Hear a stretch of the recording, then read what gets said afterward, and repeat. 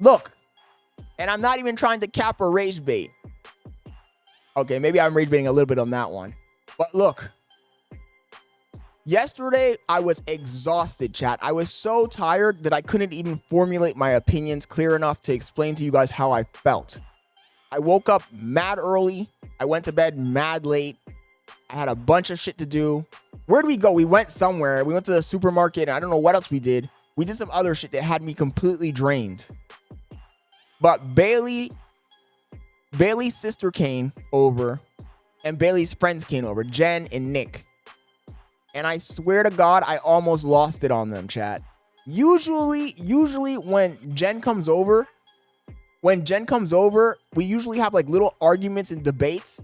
But I'm a guy who loves to debate, so I usually just play along and I'll say some ironic shit to start a conversation. But yesterday I was not feeling it.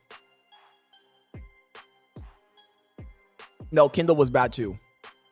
So Bailey's sister Kindle was also there, and between Jen and Kindle, I almost lost my mind.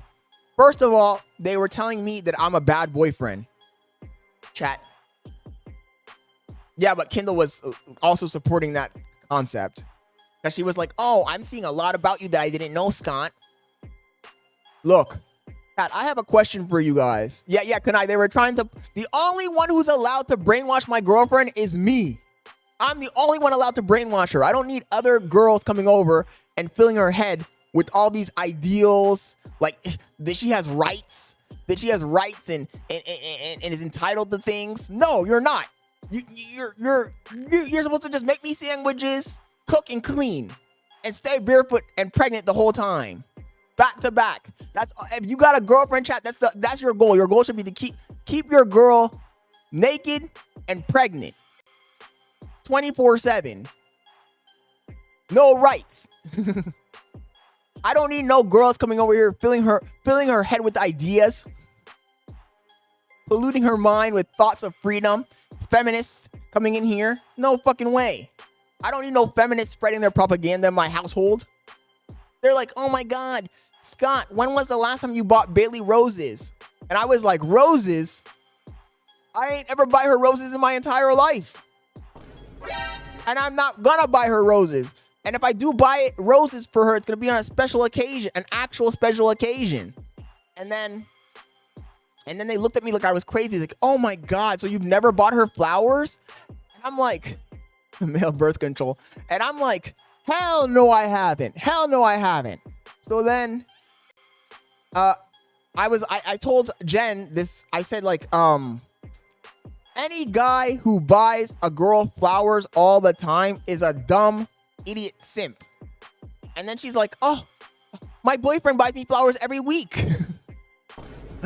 And I was like, hell no, I would never be that guy who buys you flowers like as a routine. Look, chat, I'm going to tell you guys, look, some inside baseball. I'm going to tell you guys a little secret here. You have to set the expectations for a relationship. Guys, you have to set the expectations for a relationship. If you're going to buy her flowers every week in the first month that you date, that's unsustainable. He says, you play baseball now? That's unsustainable. That's unsustainable, chat. Any guy who's buying girls flowers and buying her crazy wedding rings and buying her all kinds of gifts is a trick. I said it. You're a trick. It's unsustainable. That's the dumbest thing you can do if you're in a relationship, is to constantly spoil the girl, taking her here, taking her there, buying her this, buying her that, doing everything she asks you to do, because it's unsustainable. Unless you're a guy who's just using it to manipulate and then you're going to dip and vanish, you're playing this game completely wrong. You're playing the game completely wrong. You're setting an expectation that is unsustainable. And the moment you stop doing that shit, she's going to complain about it and she's probably going to end up leaving you. Flip that. I'm dead serious though. I'm not even trying. I am trying to get the clip, but I am talking to you guys for facts. Like, if you take her out to eat every Friday, since the day you started dating until now, and then one day you'd say, you know what, I'm tired of going out to eat. We're going to stay home from now on.